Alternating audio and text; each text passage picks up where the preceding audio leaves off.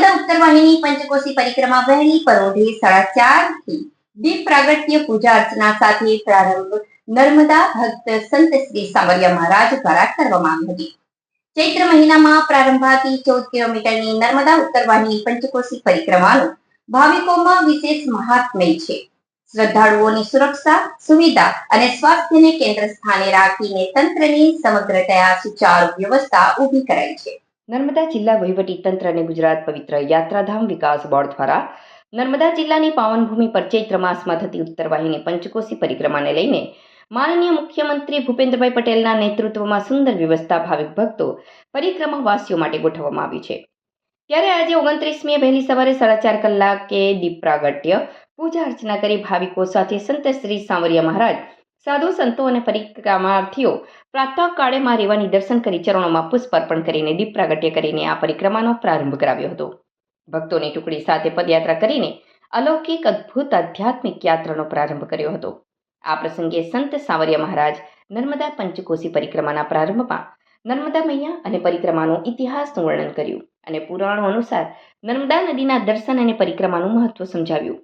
તેમણે લાંબી પરિક્રમા ન કરી શકતા શ્રદ્ધાળુઓ માટે 14 કિલોમીટરની ઉત્તર વાહિની પંચકોશી નર્મદા પરિક્રમાનું ધાર્મિક મહત્વ વિશે માહિતી આપીને જણાવ્યું કે નર્મદા મૈયાના દર્શન, સ્નાન અને પરિક્રમાનું પુણ્ય ગંગા જેટલું જ મળે છે અને નર્મદે હરના જય ઘોષથી ભાવિકોનો ઉત્સાહ ઉમંગ વધાર્યો હતો.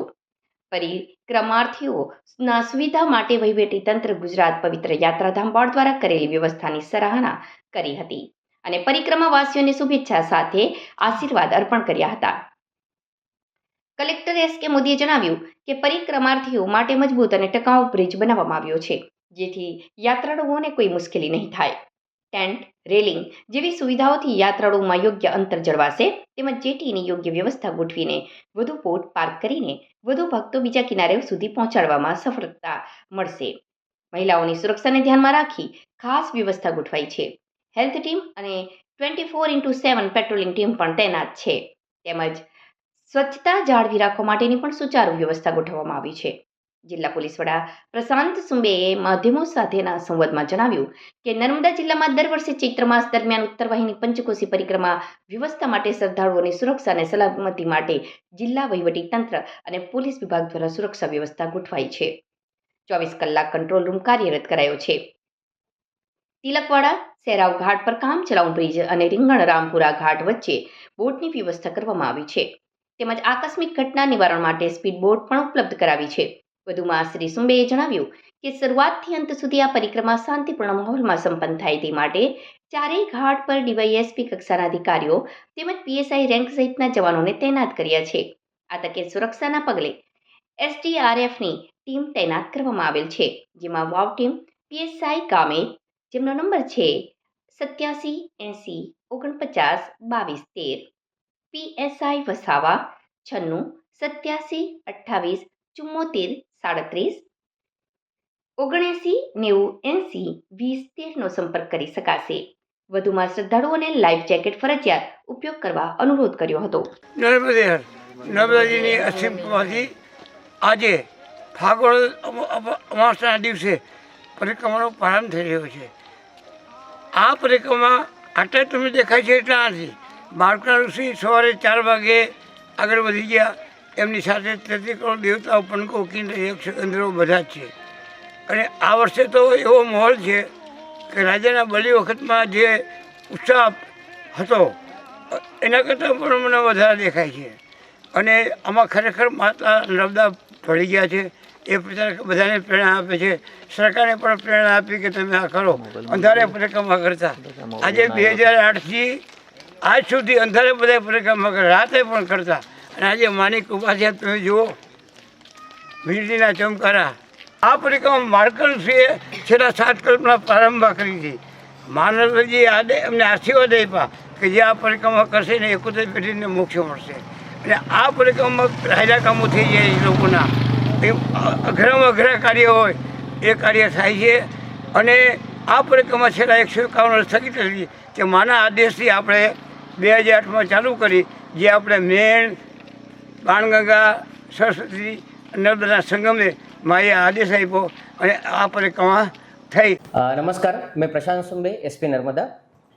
नर्मदा जिला में चैत्र महीना में हर साल नर्मदा माता की परिक्रमा की जाती है, जो उत्तर वाहिनी नर्मदा परिक्रमा तरीके से जानी जाती है।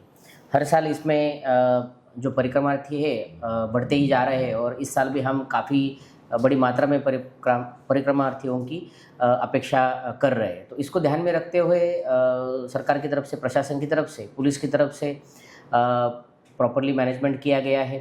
जहाँ पे तिलकवाड़ा और सेहराव घाट के बीच में ब्रिज है, तो रेंगन और रामपुरा घाट के बीच में बोट से आने जाने की व्यवस्था की गई है।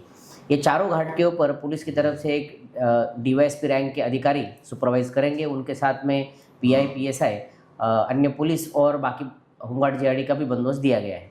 ये पूरी जो परिक्रमा है वो दिन के 24 घंटे चलती है। इसकी वजह से रात में भी और दिन में भी बंदोबस्त रहेगा।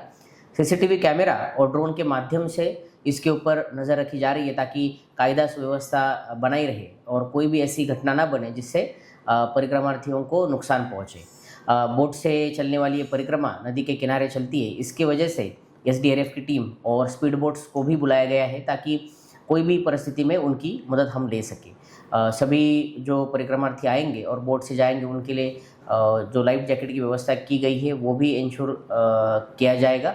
और मुझे लगता है कि ये महीना भर चलने वाली परिक्रमा जो नर्मदा पुलिस की तरफ से दिया गया बंदोबस्त है उसके अंतर्गत बहुत ही शांतता और सुव्यवस्था के साथ धार्मिक वातावरण में पूरी होगी। मेरी आपके माध्यम से सभी परिक्रमार्थी और नागरिकों को विनती है कि आप पुलिस का और प्रशासन का सहयोग करिए शांतता और सुव्यवस्था बनाने के लिए। और उसी के साथ में हमारी ये नर्मदा माता की परिक्रमा बहुत ही शांततामय और स्वच्छ वातावरण में पूरी हो।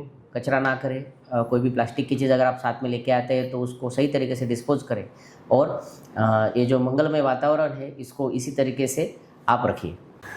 આજે 4 વાગ્યાથી માં નર્મદાની પરિક્રમા લોકોએ શરૂ કરી દીધી છે પૂંજન અર્ચના સાથે। અને આ વખતે આપણે જે સહેરાવ ઘાટથી તિલકવાડા ઘાટ છે એ ઘાટ ઉપર આપણે બહુ જ સરસ હ્યુમ પાઇપ નાખી અને બ્રિજ બનાવ્યો છે અને આ બ્રિજ ખૂબ ટકાઉ મજબૂત છે।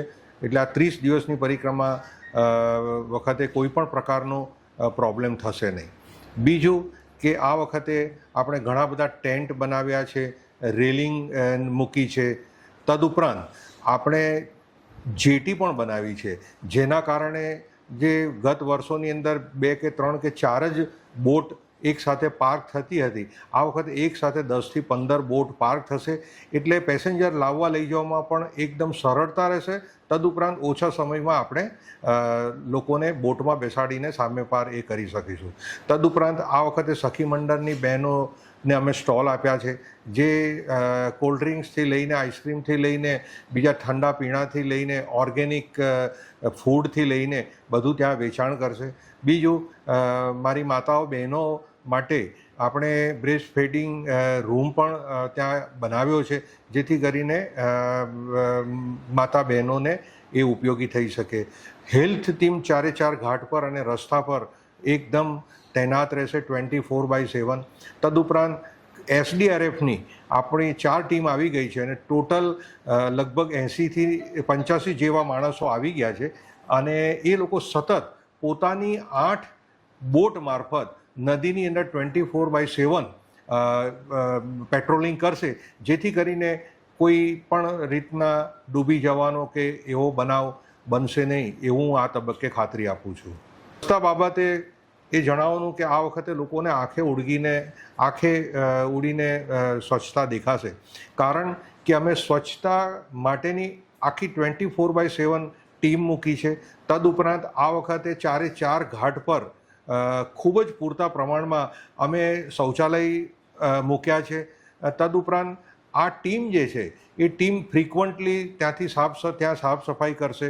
અમે રસ્તાઓ પર અને એના 7 કિલોમીટરના સામસામેના કાંઠા પર જે માર્ગ છે એના પર ડસ્ટબિન મૂક્યા છે અને આ વખતે ખાસ તો એ છે કે અમે સાઇન બોર્ડ મૂક્યા છે કે ગંદકી ન કરો, આ નર્મદા મૈયાની પરિક્રમા કરી રહ્યા છે, આ ખૂબ જ પવિત્ર જગ્યા છે એટલે લોકોને પણ અમે જાગૃત કર્યા છે એટલે આ વખતે આ એક અમે ખાસ જોગવાઈ કરી છે.